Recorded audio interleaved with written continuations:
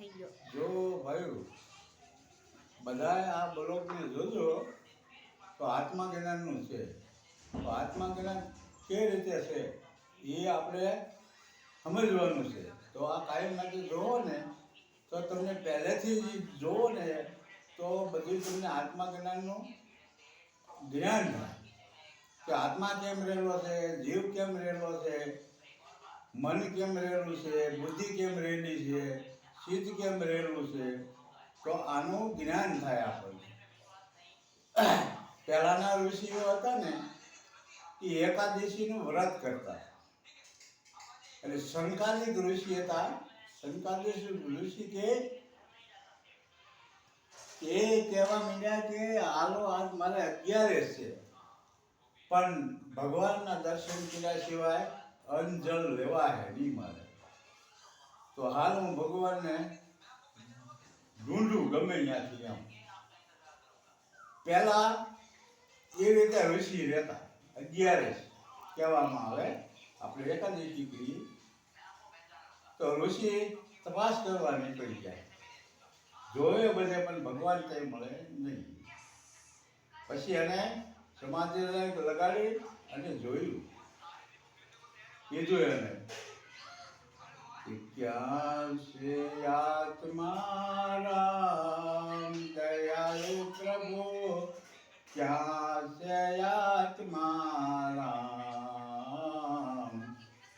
જંગલ ઢૂંઢું, ગિરવીર ઢૂંઢું, ઢૂંઢા સગળા ધામ દયાળુ પ્રભુ, ક્યાં છે આત્મા રામ. ઋષિએ તો જંગલ બધે આટો મારી લીધો, ગીરવીર બધા ઢૂંઢ્યા, પણ ત્યાં એના આત્મારામ એના ભગવાનના દર્શન થાય નહીં.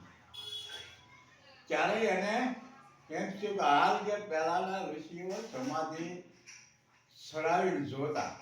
સમાધિ સડાવે એટલે જોવે એટલે એને સૂક્ષ્મ આંખું કહેવાય, એમથી એને દેખાય.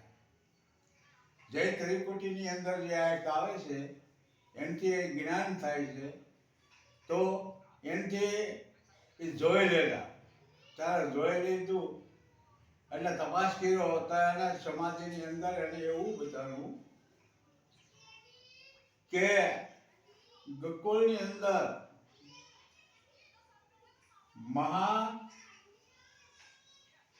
ભગવાન પરમાત્મા નિંદ્રાને આધીન છે. તો ના જય ને વિજય નામના દ્વારપાળો શોકી કરે. એટલે શોકી કરતા હતા. એટલે આને એમ શું કે હાલો ને તો હું ગોકુળમાં જ જાઉં છું, જ્ઞાન ભગવાન છે. એ તો એ મેલામાં હોતા હતા. જય ને વિજય નામના દ્વારપાળો હતા. એ દ્વારપાળો બેની શોકી કરતા હતા. અને જયને કીધું કે દ્વારપાળોને કે હે દ્વારપાળો, મને અંદર દાખલ થવા દો, ભગવાન અંદર છે.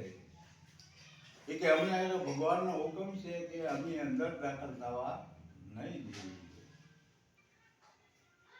તો કે કેમ અંદર દાખલ થવા નહીં દો? મારે એકાદશીનું વ્રત છે, મારે ભગવાનના દર્શન કર્યા સિવાય અન્ન જળ હરામ છે. હું અન્ન જળ કે કોઈ વસ્તુ કઈ નહીં. કે ઋષિ તમારે જે કાંઈ જોતું હોય એ તમે અહીંથી માગી લો, પણ તમને અંદર દાખલ થવા નહીં દઈએ. અમારે ભગવાનનો હુકમ છે. તો એ કે અમે પણ હવે ભગવાનને તો બીજે કાંઈ છે નહીં. અમારે જોવા તો પડે, ભગવાનને દર્શન તો કરવા જ પડે, પછી અન્ન જળ લેવાય. એવું દ્વારપાળોને કહે છે. તારે દ્વારપાળો અંદર એને દાખલ થવા દેતા નથી. તારા ઋષિએ કીધું કે તમે ભગવાનના મને દર્શન કરવા નહીં ગયો ને તો હું તમને હરાપ દે. એ કે તમારે હરાપ દેવા હોય તો ઋષિ તમે હરાપજો, પણ અમે અંદર દાખલ થવા નહીં દઈએ. એ કે જાઓ, તમે પથ્થર બની જાઓ. પથ્થર બની ગયા.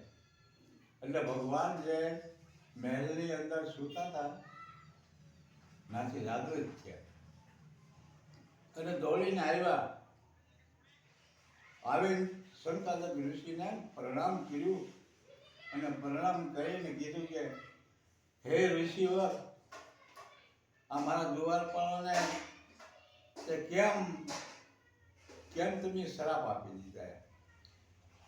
તો કે ભગવાન, મારે તમારા દર્શન કર્યા સિવાય અંજળ ખપે નહીં. જો અંજળ લેવો એટલે તમારા દર્શન કર્યા પછી હું લઉં, ત્યાં સુધી અંજળ લઉં નહીં. એટલે મેં બધે ઢૂંઢી વળ્યો અને ત્યાં મેં ઓલું કર્યું નહીં. મેં સમાધિ ચડાવીને જોયું છે કે ભગવાન તો મહેલની અંદર છે કે ના, જઈને બીજી નામના દ્વારપાળો છે. એટલે હું એને ગોતતો આવ્યો. હવે અહીંયા મને એને અંદર દાખલ થવા દીધો નહીં. એ કે અમારે ભગવાનનો હુકમ છે. તાકે એવો હુકમ ન હોય, ભગવાનના દર્શન કરવા હોય તો કરવા દેવાય. તાકે નહીં કે એ વિજયને નામના દ્વારપાળો બે છે.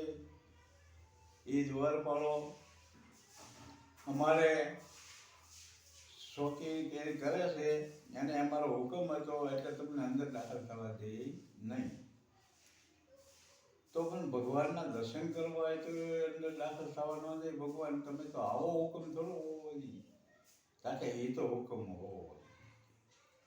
એટલે ઋષિએ કીધું પાછું કે ક્યાં છે આત્મા રામ દયાળુ પ્રભુ, ક્યાં છે આત્મા રામ?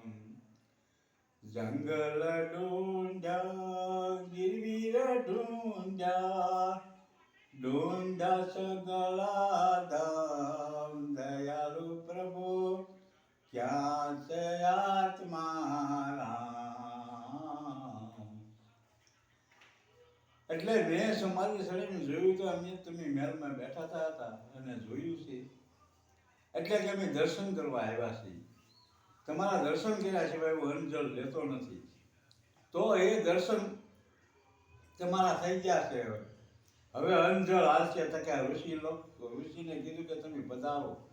એમની કે ઋષિને કીધું કે જો અંદર હું આવી એકવું નહીં કે આ બેને શ્રાપ આપ્યા તમે હજે વળને એને શ્રાપ પાછા લેવો. કે પાછા ન લઈ શકું તો હું તમને શ્રાપ આપું કે જાઓ કે તમે રાક્ષસ કુળમાં જન્મ લેશો અને તમારે એનો ઉદ્ધાર થાય. જો એ કે જો આવો હરાપ દીધો તો મારે એમાં તરવું કેમ?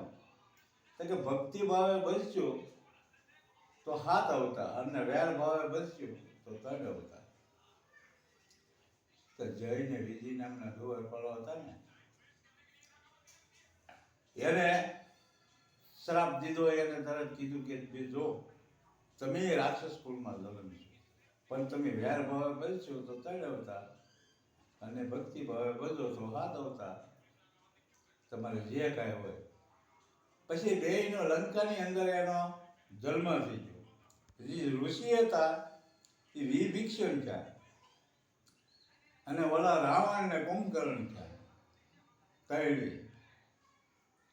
તૈણે એ ઉંમરલાયક થયા એટલે તરફથી ભજન કરવા આવીએ કે ભક્તિ કીધું હતું ને એટલે જઈને ભક્તિ કરવા માંડ્યા અને ભોળાનાથને પ્રસન્ન કર્યા. ત્યારે એને કીધું કે ભોળાનાથે કીધું કે માગો. ત્યારે એને કીધું કે માગું સુમુખ તે યાદ મહેશ્વર, માગું સુમુખ તે યાદ. 14 ચોકડીનો રાજ આપો, 14 ચોકડીનો રાજ આપો. માગું સુમુખ તે યાદ મહેશ્વર, માગું સુમુખ તે યાદ.